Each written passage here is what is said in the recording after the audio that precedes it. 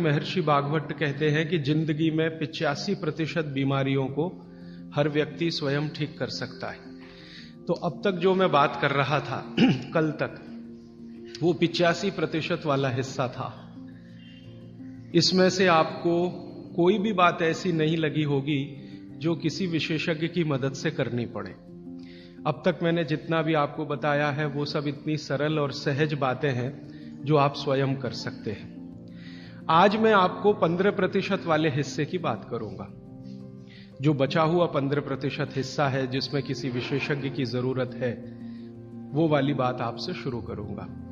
लेकिन आज आप महसूस करेंगे व्याख्यान खत्म होने के बाद कि अरे ये 15% भी हम कर सकते हैं। भागवत जी की यही खूबी है। वो ये मानते हैं कि दुनिया का हर व्यक्ति विशेषज्ञ हो सकता है, और वो ये भी एक जगह लिखते हैं कि मैं अकेला बाघभट्ट नहीं, मेरे बाद और भी हो सकते हैं।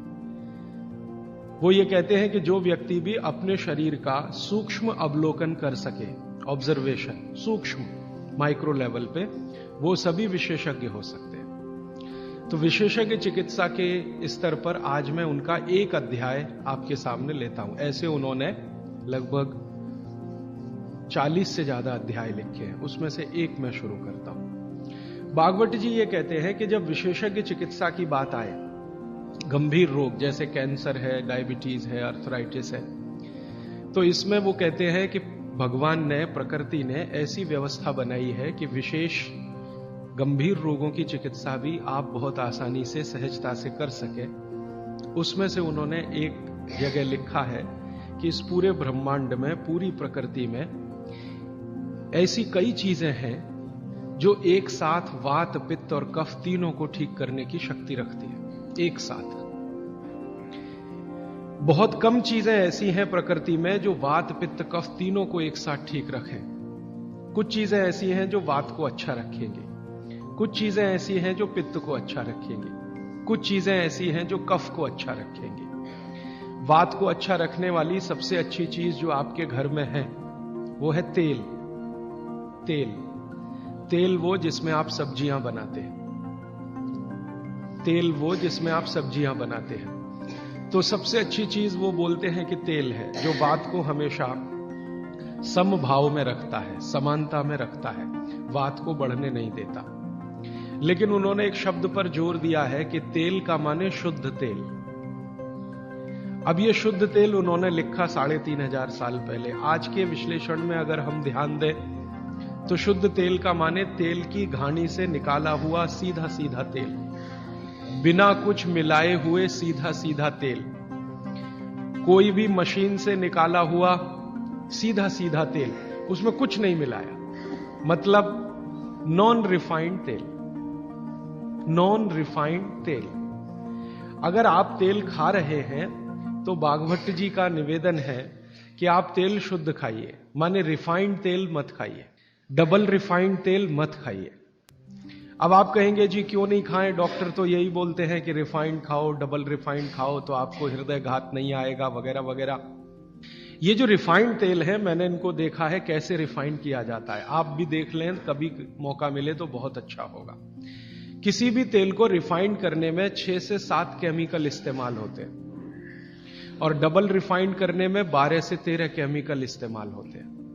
वो सब केमिकल मनुष्य के द्वारा बनाए गए हैं प्रयोगशाला में। भगवान का बनाया हुआ एक भी केमिकल तेल को रिफाइंड नहीं कर सकता। भगवान का बनाया हुआ माने प्रकृति का दिया हुआ, जिसको आप अंग्रेजी में कहते हैं ऑर्गेनिक।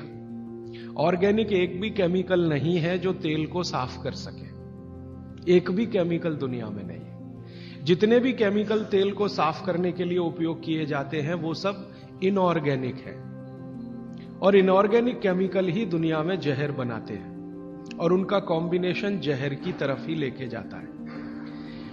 आज की दुनिया में मॉडर्निज्म के नाम पर, आधुनिकता के नाम पर जितने इनऑर्गेनिक केमिकल्स जगह जगह इस्तेमाल हो रहे हैं, वो सब आपको धीरे धीरे उस तरफ ले जा रहे हैं जहां आप जहर अपने ही शरीर में पैदा कर दें।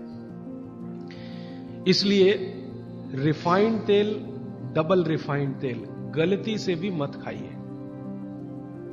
भागवत जी कहते हैं कि जिंदगी भर वात को ठीक रखना है, जिंदगी भर, तो वात को ठीक रखने के लिए सबसे सरल चिकित्सा वो बोलते हैं वो तेल का ही है। वो कहते हैं शुद्ध तेल खाइए। शुद्ध तेल माने घानी से निकाला हुआ तेल। अब आपके मन में दो प्रश्न आएंगे तुरंत कि शुद्ध तेल में तो बास बहुत आती है। हाँ, सीधा प्रश्न। दूसरा प्रश्न आएगा जी शुद्ध तेल बहुत चिपचिपा होता है, गाढ़ा होता है, चिपचिपा होता है और बास अलग से आती है।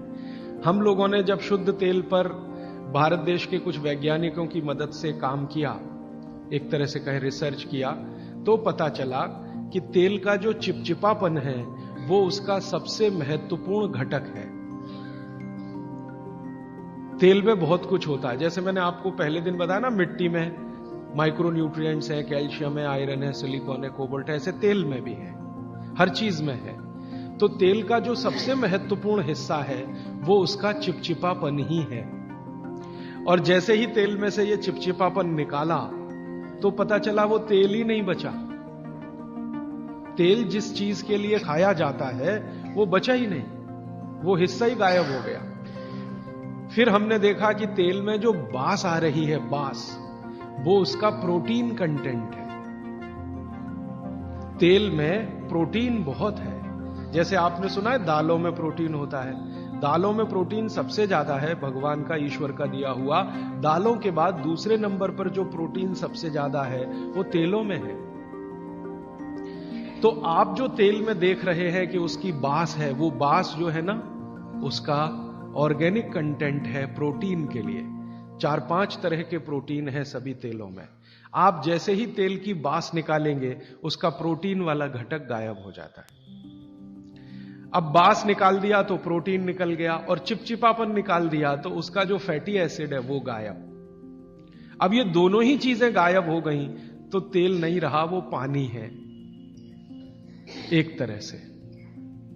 इसलिए भागवत जी ने सूत्र लिखा कि जिंदगी भर वात की चिकित्सा अगर आपको करनी पड़ जाए तो बेहतर है कि आप शुद्ध तेल खाएं तो वात की चिकित्सा ही ना करनी पड़े। और मैंने आपको सबसे पहले दिन बताया था कि दुनिया में सबसे ज्यादा रोग वात के ही हैं, सबसे ज्यादा रोग। ये घुटने दुखना से लेकर कमर दुखना, हड्डियों में दर्द, ये वात के तो रोग है ही। सबसे खतरनाक वात का रोग है हार्ट अटैक, हृदयघात। सबसे खतरनाक बात का रोग है पैरालिसिस। सबसे खतरनाक बात का रोग है ब्रेन का डैमेज हो जाना।